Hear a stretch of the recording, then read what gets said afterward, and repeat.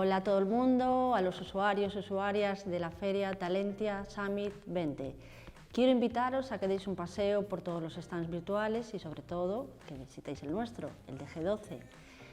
G12 es una empresa que nos dedicamos a formación y consultoría, somos algo más que formación, nos dedicamos a todos los aspectos del empleo.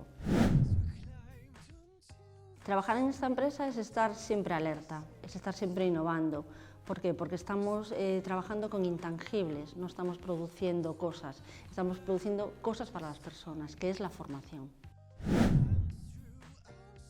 Nosotros lo que buscamos cuando contratamos un profesional, que en nuestro caso básicamente son docentes, es que nos represente, que represente nuestra cultura, que represente nuestra filosofía, porque es la imagen de G12 en las aulas, en las empresas. Entonces buscamos gente implicada.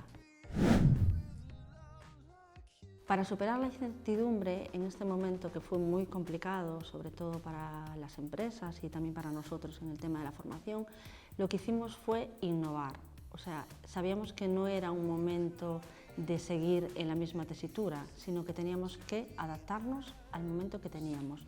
Entonces, lo que hicimos fue mejorar en todo nuestro tema telemático, la formación online, la formación en aula virtual y dotar de cambios necesarios en la organización para llegar a este punto.